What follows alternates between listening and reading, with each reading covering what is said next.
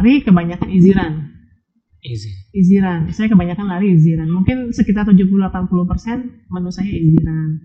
Speed itu jujur itu baru saya lakukan tuh baru akhir-akhir tahun lalu. Baru saya mulai sisipin sedikit-sedikit karena memang saya basicnya di endurance gitu.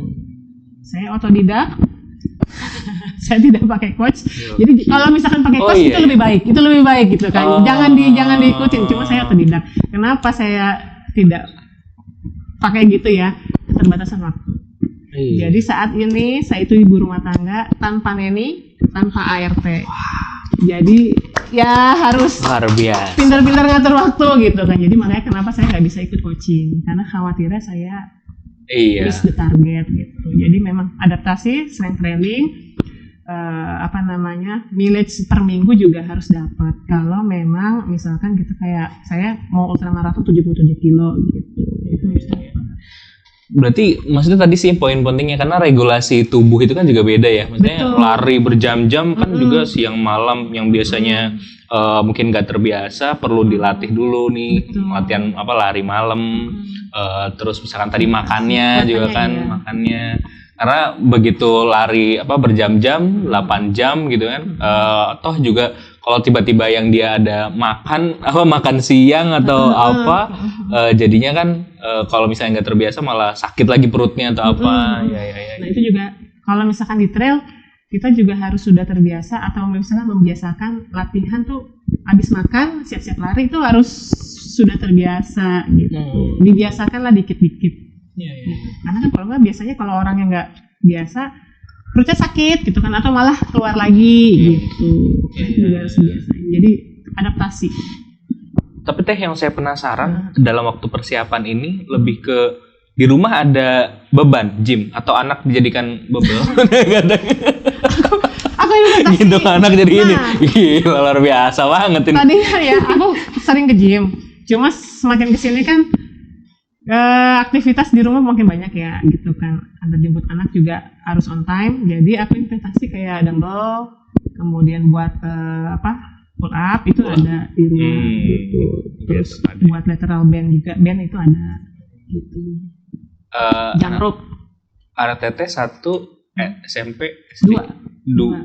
1 di usia sekarang 10 dan 7.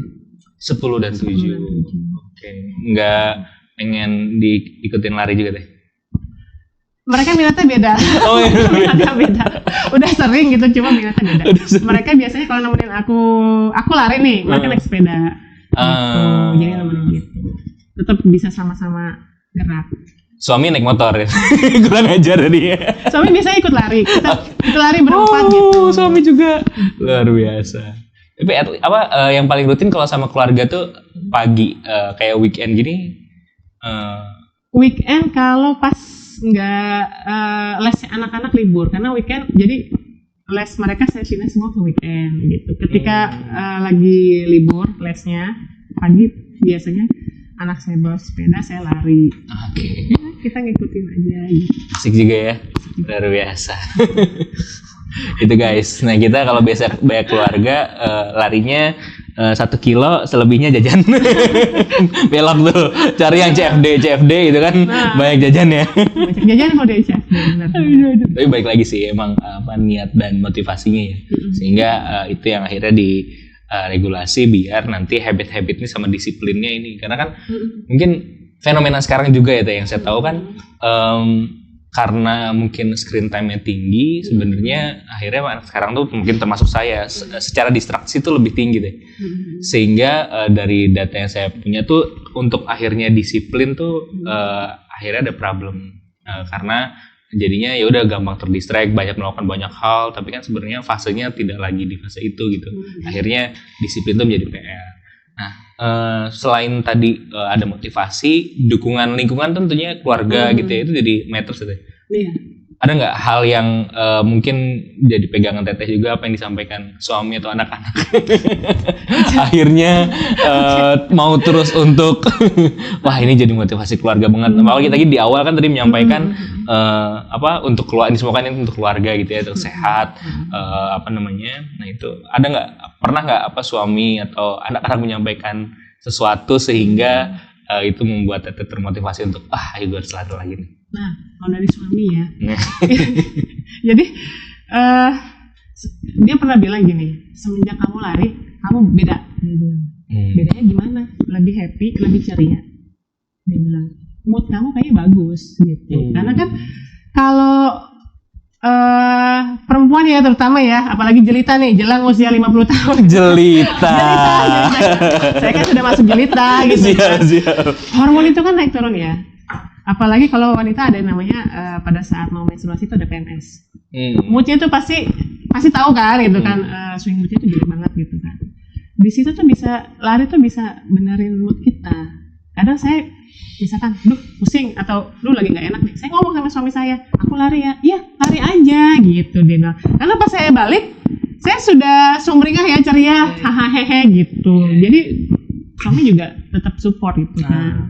Kalau anak-anak malah kadang kalau misalkan saya sudah lama nggak ikut race, kok mami nggak lari lagi sih gitu. Makanya oke, boleh ya, boleh dia bilang gitu. Iya. Itu sebenarnya penting sih. Ketika kita tahu apa yang kita membuat kita happy gitu kan.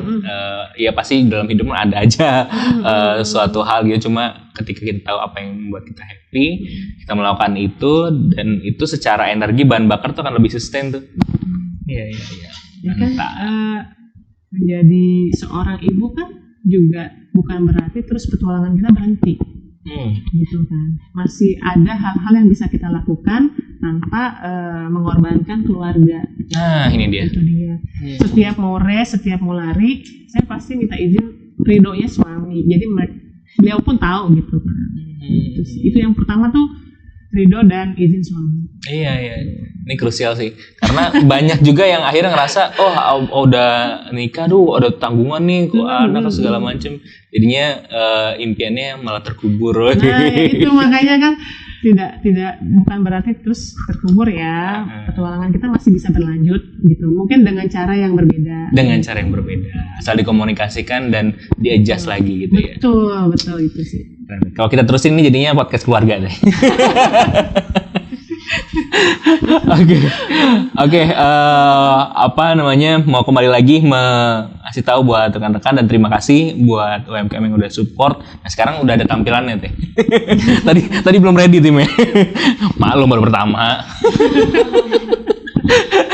Ini jadi buat terima kasih buat UMKM yang udah support kita. Yang pertama ada Miku Rumah Kos. Ini ada di Bantarjati dan juga di Laladon. Nah, jadi bagi yang butuh kos atau mungkin dekat IPB gitu ya, silahkan bisa menghubungi Teh Aman yang kata 55 atau mungkin yang ada di sini posternya. Nanti oleh tim editor kami yang dimunculin. Dan satu lagi thank you juga buat Kang Rifai yang kata 57 yang udah support kami di Sate Jando Galuh Agung. Ini lokasinya ada di Jalan Menteng, jadi bisa dicobain nih. Sambil hari weekend nyobain sate, lezatnya luar biasa. Oke. Bisa tuh buat fueling protein tuh. Nyambung banget. Recovery habis lari. Proteinnya ke sate plus es plus apa. Aduh. Oke, terima kasih Teh buat sharingnya, jadi lebih ngerti sekarang bagaimana meregulasi dan mungkin kondisi alumni kita juga banyak juga yang sekarang udah bekerja, berkeluarga, dan ini kan bukan juga tentang lari tapi juga tentang meregulasi di keluarga itu seperti apa sehingga akhirnya ini. Teh, pengen kan beberapa event tuh juga ada yang sampai keluar negeri ya, Berlin Marathon, Naba Sydney Marathon gitu ya. Apakah dari Teteh punya kepinginan juga untuk akhirnya merasakan hal demikian? Dan juga maksudnya apa sih yang membedakan untuk lari? Kenapa selain lari jauh banget di Berlin sampai di Sydney gitu ya? Jadi bahasanya world turnamen, World Major turnamen, World Major Marathon. Nah, kalau di road itu kan namanya World Major Marathon ya yang terkenal gitu kan. Saya cenderung bukan ke road, tapi saya ke trail. Oke. Ada yang namanya eventnya UTMB. Kalau World Major kan di road, UTMB itu yang terkenal di trail. Meskipun banyak ada lagi event-event lain selain UTMB untuk di trail gitu kan. Cuma biasanya UTMB itu dikaitkan dengan kayak lebarannya anak trail gitu. Naik haji. Kalau lebaran kan mungkin di sini namanya event yang banyak disebut lebarannya anak trail tuh Siksorogo Lawu di Gunung Lawu. Tapi kalau UTMB itu kayak naik hajinya anak trail. Di lokasinya di Cimanuk sih ya, di Perancis Paris ya kalau salah. Kalau nggak salah sih gitu. Di Paris. Oke. Vibes-nya pasti beda. Pengalamannya pasti beda gitu. Karena kan biasanya kita di Indonesia lokalan atau di Asia, entah di Malaysia atau di Thailand gitu kan, itu pun mereka ada event UTMB-nya, cuma kan maksudnya antara lebaran naik haji kan beda ya gitu kan. Gitu sih. Vibes-nya. Sama pengalaman yang itu yang kadang hal-hal yang tidak bisa kita temui di tutorial. Jadi dari pengalaman. Itu hal yang menjadi tutorial tuh karena kan tadi ya balik lagi kan masing-masing beda, ada yang sifatnya road, ada yang trail. Berarti kalau Teteh lebih ke trail sekarang ya. Udah pindah mazhab nih. Dulu aduh view-nya bagus bener loh di trail. Oh berarti Teteh suka adventure juga ya? Iya, tipe aku suka. Aku suka view, lihat view itu. Jadi malah seringnya tuh berhenti ngeliat dulu view-nya gitu. Foto-foto kayak gini ya gitu. Makin bersyukur sih sebenarnya. Itu tuh. Iya. Paling bagus di view. Aku suka gunung. Aku jadi suka gunung. Tadinya aku bukan anak gunung. Anak pantai. Nggak pilih pantai atau gunung. Gitu. Jadi aku jadi suka gunung karena pas ngelihat view-nya gitu kan dari atas. Oh seperti ini ya. Pandangan kita dari atas. Mungkin kalau teman-teman lain kan ada yang anak gunung yang sudah sering ya gitu kan. Cuma kan saya bisa merasakan pada saat sekarang itu pun tektok gitu kan, bukan ngecamp. Gitu. Karena memang dasarnya bukan anak gunung, bukan pendaki. Jadi dari situ saya bisa ngerasain, oh mungkin ini yang dirasakan teman-teman pendaki atau anak gunung, oh seperti ini ya gitu. Ada kepuasan tersendiri sih ketika kita nge-trail sampai puncak gunung gitu. Itu keren banget sih. Keren banget, semakin bersyukur. Alhamdulillah. Iya, itu dia makanya makin bersyukur sih. Ternyata sebelum race itu juga ada mapnya gitu ya. Ada. Untuk kita tahu gimana sih secara challenge rutenya gitu, apakah naik, apakah turun atau apa. Apalagi di trail ya. Itu pasti ada ya. Nah, ini buat teman tadi kita sudah sempat ngobrol-ngobrol dan sempat sempat pengen tahu gimana sih. Jadi ternyata setiap race apalagi di trail itu pasti ada petanya ya. Petanya, dan justru malah dari situ tahu ketinggiannya berapa, kayak gimana, kemana aja gitu ya. Bahkan kalau di level advance lagi ada device yang sudah memonitor pergerakan kita sehingga akhirnya bisa out of the road atau apa gitu ya. Ini bisa di-share juga. Jadi kalau di road memang biasanya kan dari penyelenggaranya sudah ngasih ya mappingnya seperti ini gitu. Tapi kalau di trail mereka lebih detail lagi, mereka pakai GPX file di mana memang itu suatu mandatory keharusan yang memang harus ada di masing-masing peserta gitu. Dan biasanya mandatorinya harus ada di mobile phone atau di jam tangan gitu.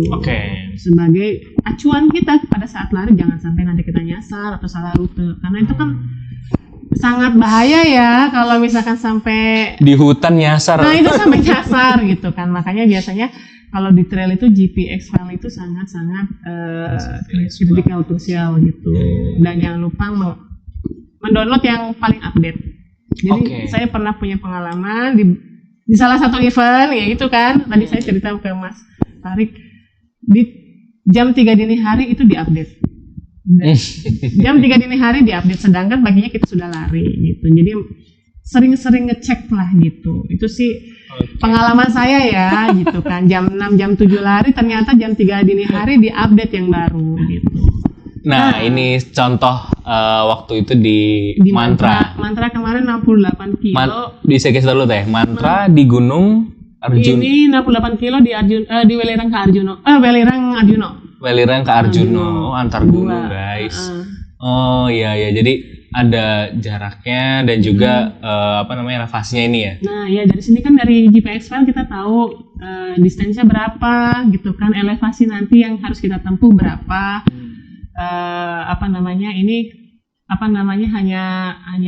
Hanya kisaran waktu yang dibutuhkan berapa. Nah, ini segmennya seperti apa. Dari awal start kita sudah tahu nih dari sini nih. Oh, dari awal start kita udah dikasih uphill, tanjakan gitu kan. Nanti merah itu tanjakan berarti. Ini tanjakan, kemudian ada turunan, tanjakan lagi. Nah, tiap-tiap aplikasi Sportwatch itu beda-beda gitu kan. Ini bentukannya sih hampir mirip kayak gini, ada segmennya segala macam, ada turunannya, di sini ada turunan, tanjakan lagi. Jadi kayak kita tahu ada rollingan nggak sih gitu. Biru nih berarti air teh. Ini kayak datar, maksudnya agak-agak datar lah gitu. Kirain waktu buat apa, ada danau bisa minum bisa apa. Jadi gitu. Datar. Jadi datar. Kita tahu. Sebenarnya di jam juga muncul segmen seperti ini juga muncul. Jadi kita tahu kan ini kan tampilan di HP ya. Di HP seperti ini. Misalkan dari sini ke sini kita tahu nih, oh dari sini tanjakannya dari mana sih? Dari awal di sini nih, misalkan start ke sini. Tanjakan, nanjak, habis itu turunan dikit, tanjak lagi sampai mana. Nah, ini nih biasanya WS atau checkpoint. Oh, dari sini ke sini nggak ada, jauh juga ini. Nah, jadi kemarin di Mantra itu dari sini ke sini tuh banyak yang struggle. Jadi posisi lagi panas-panasnya terik, tapi WS-nya jauh.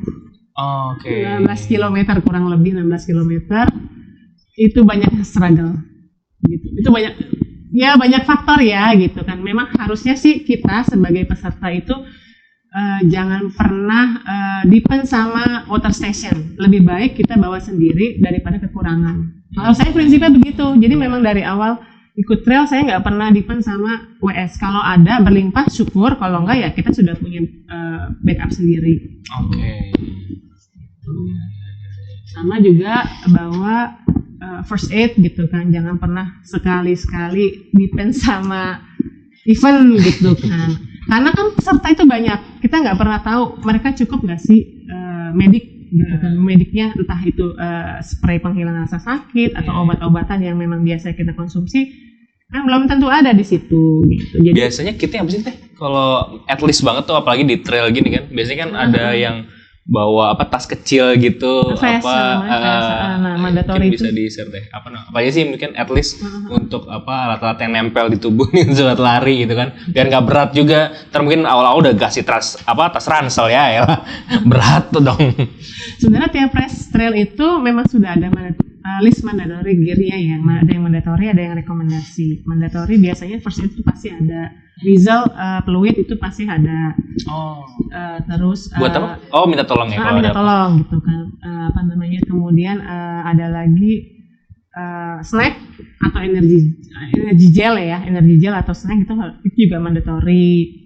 Kemudian emergency blanket gitu kan, persiapan kalau khawatir kita kedinginan itu sudah kita itu pasti bawa. Headlamp itu tergantung, kalau misalkan memang kita akan ketemu malam gitu kan, COT-nya itu misalkan lebih dari maghrib atau tengah malam ya kita pasti ada itu mandatory gitu kan, dengan spare baterai seperti itu. Cuma yang biasanya pada itu cuma bawa 2 botol aja cukup kali ya gitu kan. Tapi kan harus lihat juga kayak gitu kan, segmennya kita bisa lihat tuh, wah dari titik sini ke sini kok jauh ya gitu. Lebih baik jaga-jaga deh daripada kurang. Oh ya pasti, at least sih memang air minum ya di ini fast itu. Dan kebetulan saya tipe orang yang tidak cocok dengan energy gel. Saya efeknya saya bloating gitu kan, cepat bloating, cepat mual kembung. Jadi saya lebih prepare kalau trail bawa pure food. Gitu. Pure food contohnya? Contohnya saya biasanya nasi uduk. Masih nasi uduk tiba-tiba kan suasananya bagus deh, ambil makan.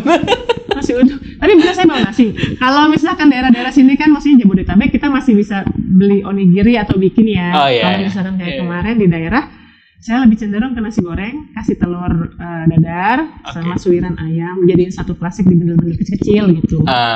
Itu lebih nampol. Prepare juga ya sampai sedemikian itu ya. Iya. Karbonya dapat, proteinnya ada, garamnya ada, enak banget. Aduh. Jadi memang tiap orang itu tubuhnya beda-beda. Ada yang memang dia konsumsi energi gel lebih dari 5 saset mungkin fine ya. Saya 2 saset lebih aja udah nggak bisa gitu. Jadi biasanya maksimal tuh 2. Itu pun saya selang-seling. Oke. Wah, keren banget. Berarti maksudnya prepare itu dari segala sisi ya, segala aspek ya. Jadi kayak mulai dari packingnya juga, terus dari makanannya, kit yang dibawa gitu. Jadi itu yang benar-benar memastikan bahwa dari kitanya juga aman gitu. Oke.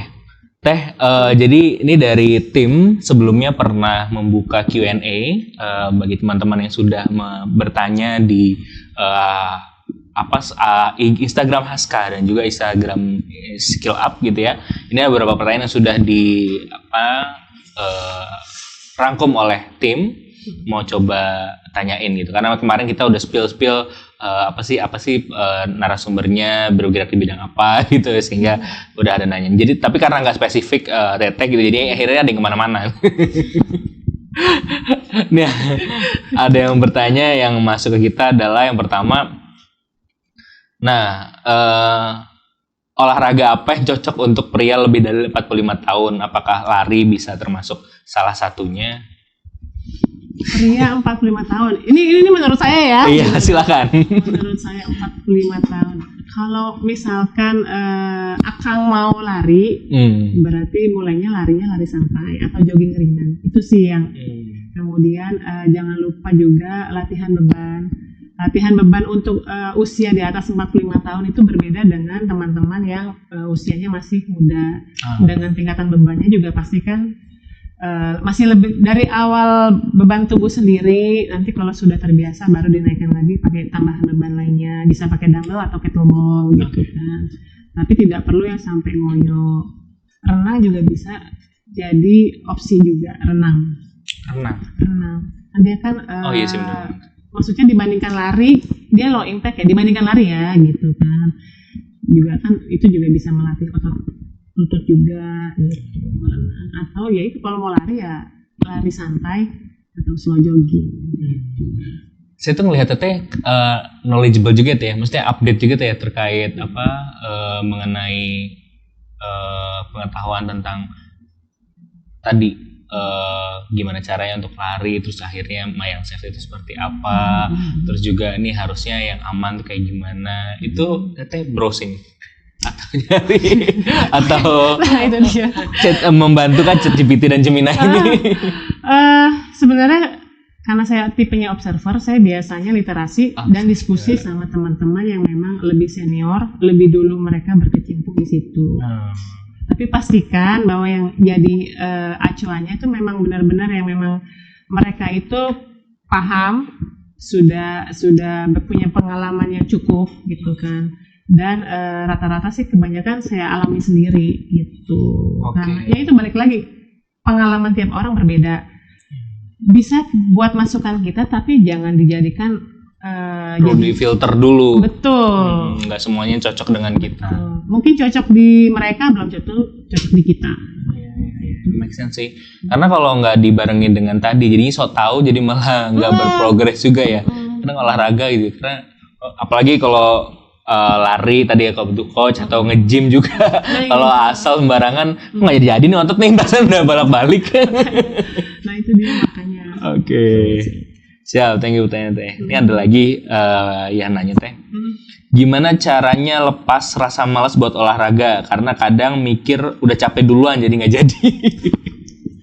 Nah ini pertanyaan Gen Z nih biasanya kayak gini nih. Nah biasanya kan mungkin teman-teman pulang kerja ya, atau misalkan di Sabtu Minggu, enaknya tarik selimut lagi gitu kan.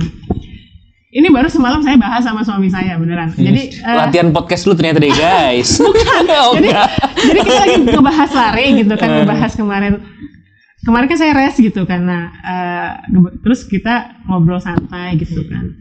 Kenapa rata-rata tuh buat memulai tuh males gitu kan. Termasuk juga suami saya. Dia bilang, iya aku juga males sih. Kalau saya males, tetap saya jalanin. Ya udah ganti baju dulu.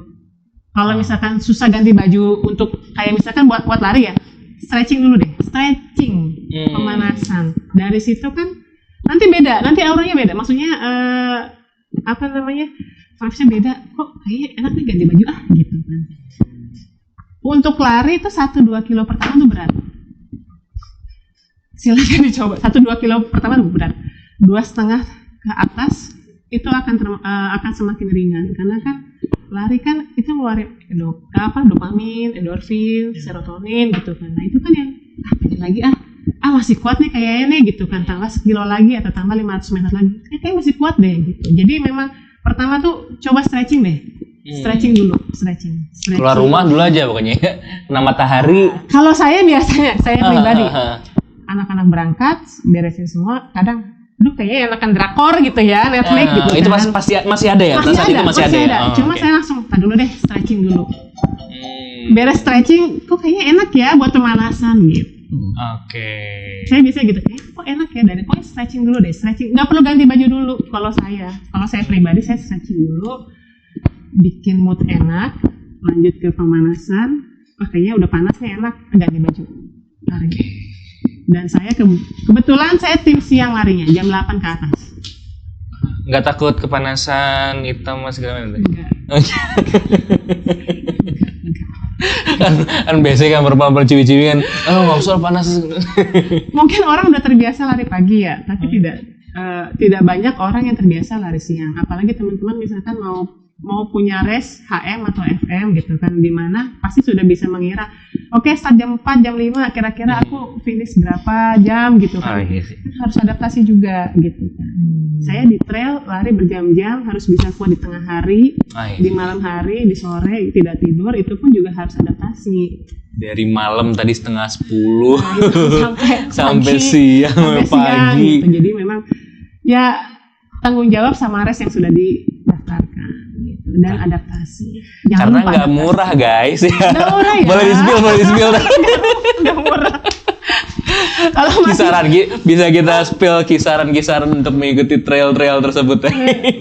Kalau di road kan banyak teman-teman sudah tahu ya harganya. Kalau di road kan. ya. Sekarang mungkin untuk sekarang tuh full maraton sudah menyentuh hampir 1 juta. Ada yang kurang di bawah 1 juta, ada yang sudah 1 juta lebih plus gitu kan. Kalau di trail itu, mohon maaf, 2 kalinya. Gitu kan. Itu karena memang untuk support safety systemnya, mereka lebih ke arah situ. Itu yang mahal tuh di situ.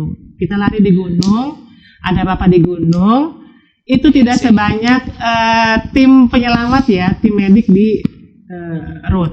Di road kita kenapa di jalan, masih ada minimarket, masih banyak ada orang umum lainnya gitu kan. Tapi kalau di trail, kalau kita aku mau DNF aja nih, kita di puncak, kita nggak bisa DNF, tolong dong ya gitu kan. angkat saya nggak bisa.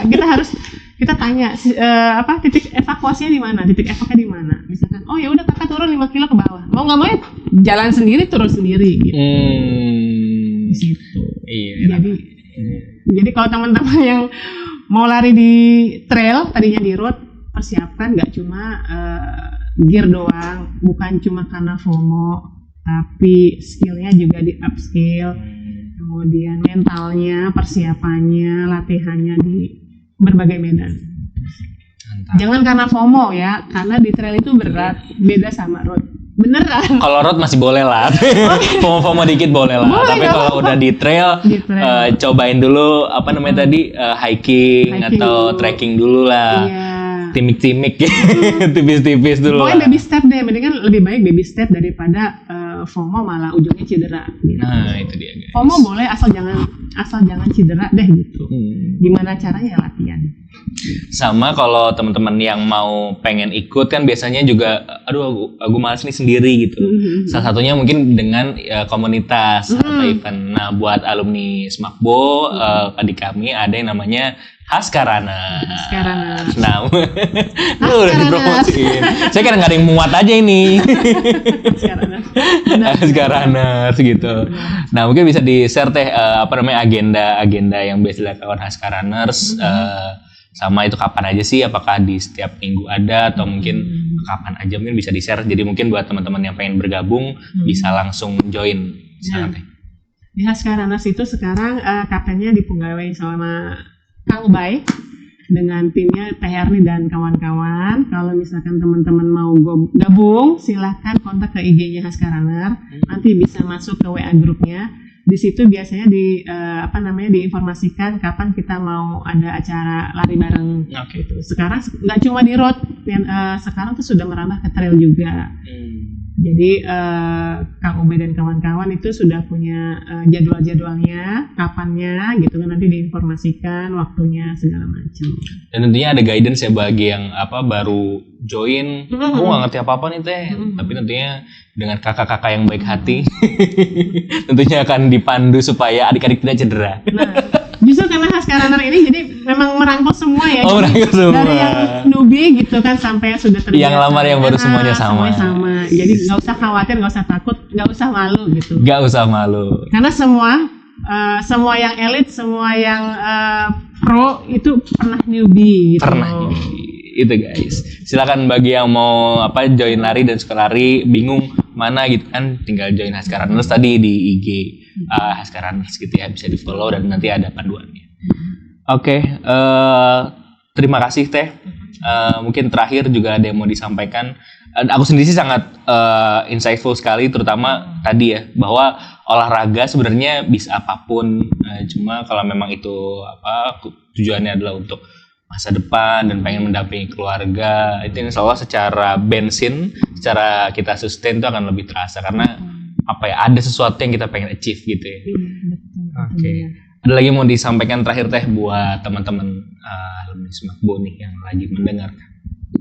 Jadi ya itu ya. Jadi kalau misalkan teman-teman mau olahraga, mulai lakukan, jangan nunggu nanti. Tidak perlu menunggu teman, karena sehat itu tidak ikut-ikutan ya gitu. Sehat itu untuk diri kita sendiri, kita yang maintain, kita yang dapat hasilnya. Jadi do it for yourself and your family. Terima kasih banyak Teh Novi sudah share sama kita. Semoga semakin banyak lagi yang bisa hidup sehat dan biar semakin bahagia dan sejahtera ke depannya. Terima kasih Teh Novi. Sama. Terima kasih teman-teman yang sudah mengikuti Haska Podcast episode pertama. Sangat luar biasa keren dan seru tentunya. Untuk Instagram Teh Novi kalau mau di-follow, ngelihat postingan-postingan untuk semakin termotivasi bisa ada muncul di IG ini. Nah, silakan tim editors. Oke, itu aja untuk episode pertama ini. Ditunggu episode selanjutnya. Kalau ada request bisa masuk ke DM saja IG Haska ataupun di IG Skill Up. Thank you teman-teman. Selamat siang, pagi, sore. Dadah.